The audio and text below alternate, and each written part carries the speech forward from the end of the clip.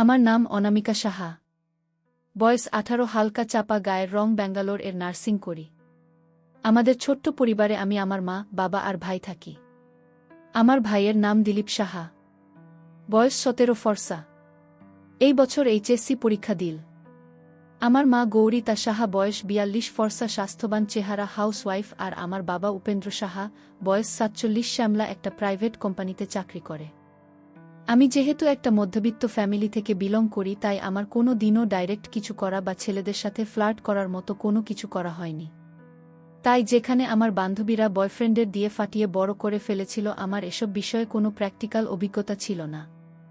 Just বান্ধবীদের মুখে ওদের কথা শুনতাম। এবার আসল ঘটনায় আসি। কয়েক মাস আগে কলেজ বন্ধের জন্য আমি ব্যাঙ্গালোর থেকে বাড়ি চলে আসি। এসে লক্ষ্য করলাম আমার ভাই আমার দিকে মাঝে মাঝে আর চোখে তাকায়।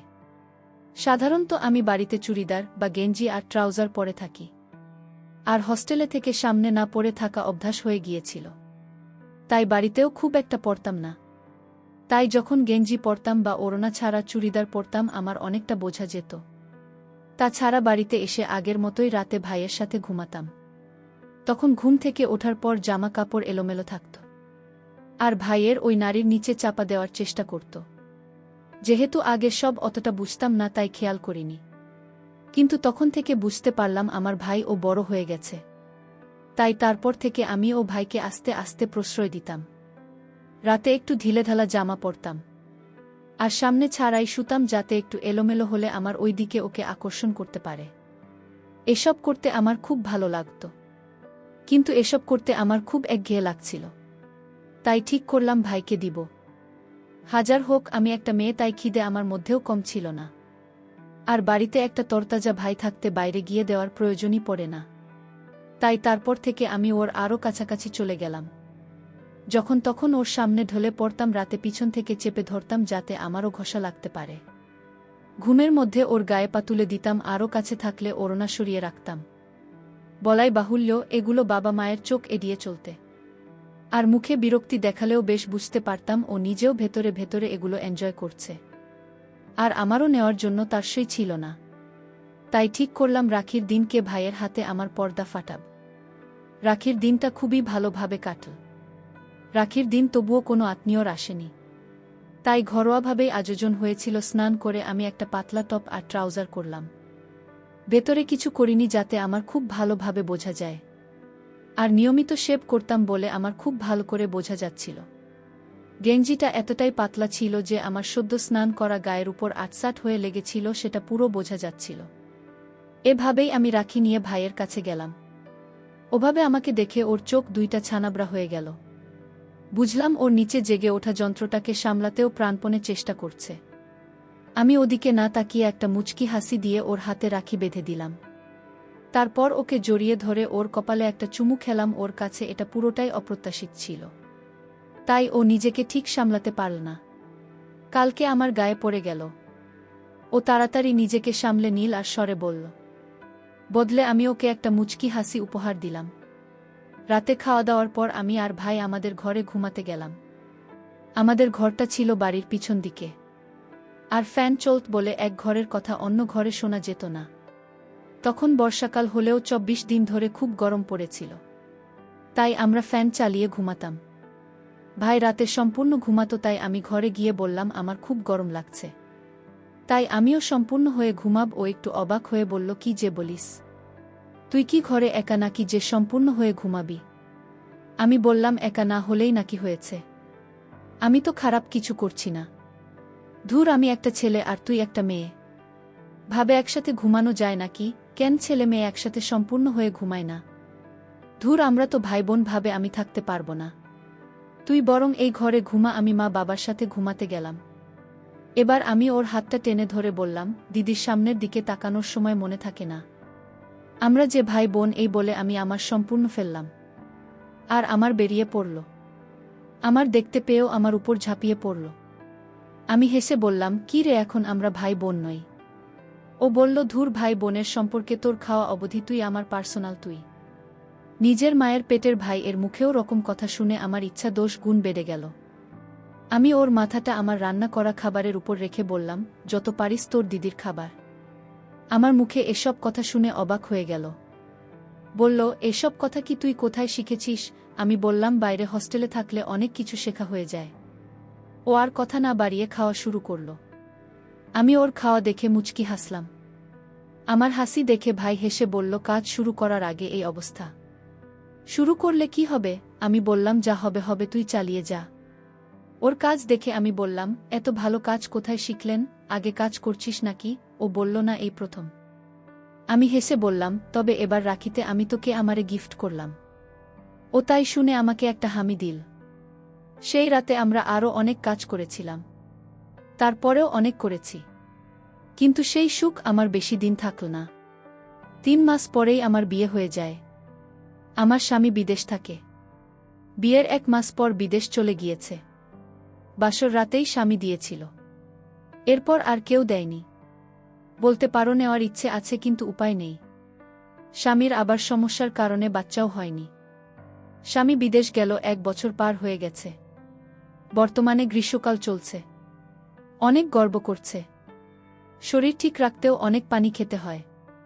অবশ্য আমি প্রয়োজনের চেয়ে বেশি খাই। এই গরমের মধ্যে আমি আর আমার বান্ধবী একদিন ঠিক করি শপিং করতে যাব। দিনের বেলা অনেকটা, তাই সন্ধ্যার পর বাহির হব ঠিক করি। আমি বান্ধবীর সাথে সন্ধ্যায় শপিং এ বাহির হই। বাহির হওয়ার আগে বেশি করে পেট পুরে পানি খেয়ে নিই। সে দিনও খুব গরম পড়েছিল। সন্ধ্যা হয়ে যাওয়ার পর অনেক গরম লাগছিল। আমি বান্ধবী কেনাকাটা করে বান্ধবীর বাসায় গেলাম। কেনাকাটা করতে করতে অনেক সময় পার হয়ে যায়, বুঝতে পারি নাই কখন 10টা গেল। এরপর বান্ধবীর সাথে কিছুক্ষণ তার বাসায় আড্ডা দেয়। আড্ডা দিতে দিতে আবার 1 লিটারের মতো পানি খেয়ে ফেলেছিলাম। এরপর বেরিয়ে গেলাম বাসার উদ্দেশ্যে। বান্ধবীর বাসা থেকে বেরিয়ে রিকশার জন্য অপেক্ষা করতে থাকি। অনেক পরে একটা রিকশা পেলাম। কিন্তু রিকশাওয়ালা ভাড়া চাচ্ছে 200 টাকা। অনেক রাত হয়ে যাওয়ার রিকশাওয়ালা অতিরিক্ত ভাড়া চাচ্ছে। আর আশেপাশে আর রিকশা নেই। তাই 200 টাকায় উঠে পড়লাম। রিকশাওয়ালা, তার বয়স বেশি না, 35 বছরের মতো হবে। কুচকুচে কালো, তবে পেটানো শরীর, লেবার তো, তাই গায়ে শক্তি ধরে। যাই হোক, কথায় কথায় বাসার কাছাকাছি পৌঁছে গেলাম। প্রচণ্ড গরম পড়ায় আধভেজা হয়ে গেছি। রিকশাওয়ালাও কাকভেজা। বাসা থেকে কিছু দূরে আসার পর মনে হলো যে আমি আমার 5টা আমার বান্ধবীর বাসায় চলে এসেছি। পার্সের মধ্যে আমার সব টাকা ছিল। এর মধ্যে বাসার সামনে চলে এলাম। বাচ্চাটা ছিল নিচতলা। আমি রিকশাওয়ালাকে বললাম, তুমি দাঁড়াও, আমি টাকা নিয়ে আসছি। ও আচ্ছা বলে গেটের সামনে দাঁড়াল। দরজার সামনে গিয়ে মনে পড়ল বাসার চাবি ও পাশে। আমি পিছনে ঘুরে গিয়ে রিকশাওয়ালাকে বললাম সব। জানতে চাইলাম হাতুড়ি জাতীয় কিছু আছে কিনা। একটা ছোট্ট রোলের টুকরো আনা। বলল, চলে না, তালা ভাঙা দেয়। আমি দরজার সামনে নিয়ে গেলাম। লোহার টুকরা দিয়ে অনেকক্ষণ যাবত চেষ্টা করার পর তালা খুলে গেল। তাহলে তো খুবই শক্ত ও দামি ছিল। তবুও কিভাবে জানি খুলে ফেল। কি শক্তি রে বাবা! অনেকক্ষণ যাবৎ বাইরে দাঁড়িয়ে থাকায় আমি আর রিকশাওয়ালা পুরো ভিজে গেছি। যাই হোক, বেচারা এত কিছু করল। তাই তাকে ভিতরে এসে চোখে বসতে বললাম। ঘরে ঢুকে লাইট জ্বালানোর পর তাকে একটা তোয়ালে দিয়ে গা মুছতে বললাম। রিকশাওয়ালা 1 গ্লাস পানি চেয়ে বসে। তাই তার জন্য পানি আনতে কিচেন রুমে গেলাম। কিন্তু সেখানে পানি ছিল না। বাসায় না থাকায় ট্যাঙ্কে পানি পুরানো হয়নি। আর আমিও জাপানি ছিল সব খেয়ে বেরিয়েছিলাম। কিছু করার ছিল না। তাই রিকশাওয়ালাকে বলি পানি নেই। যাই হোক, রিকশাওয়ালাকে বসতে বলে আমিও চেঞ্জ করতে গেলাম। ওই দিন শাড়ি পরেছিলাম। ভিতরে কিছু ছিল না ছিল। তাই শুধু শাড়ি ছেড়ে একটা টি-শার্ট আর প্লাজো পরে নিলাম।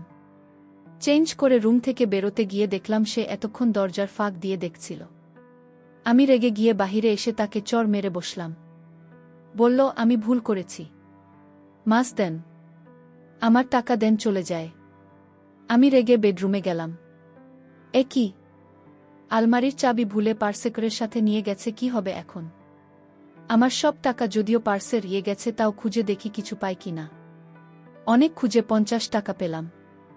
রিকশাওয়ালার কাছে এসে নরম গলায় সব বললাম। 50 টাকা এগিয়ে দিতে সে নিতে রাজি না, ধমকের সুরে বলল, টাকা দেন, নইলে ভালো হইবেক নেই। আমি নিরুপায় হয়ে বোঝানোর চেষ্টা করলাম। কিন্তু সে শুনতে রাজি না। রাগ হয়ে গেল। রাগ হয়ে আমাকে গালি দিয়ে বলল, এত কষ্ট করে নিয়ে এলাম, পানি ছিলাম, তাও দিলেন না। আবার তার উপর মারও দিলেন। মারার কথা তোলাতে আমি বললাম, তুমি দেখছি না কেন? মারা উচিত। এবার সে গালাগালি শুরু করল। আমি প্রতিবাদ করতে গেলে আমাকে উল্টো বলে 2 ঘন্টা ঘুরাইয়া আছেন।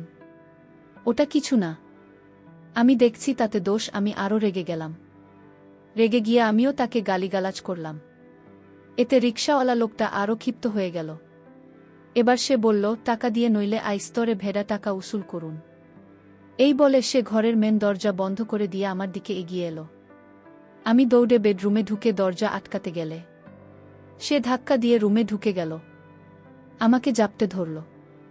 আমি ছাড়াতে চাইলে চর্মে ফ্লোরে ফেলে দিল। লোকটার গায়ে অনেক শক্তি ছিল। এক চড়ে আমার মাথা ঘুরে গেল। এই ফাঁকে সে এক টানে আমার সামনে ছিঁড়ে ফেল। অত জোরে চড় খেয়ে মাথা ঘোরাচ্ছিল। কোনো মতে নিজেকে নিয়ন্ত্রণে আনি। ততক্ষণে সে আমি প্রতিবাদের চিৎকার করতে গেলে আমার মুখ চেপে ধরে লোকটা হা হা করে হাসতে শুরু করে।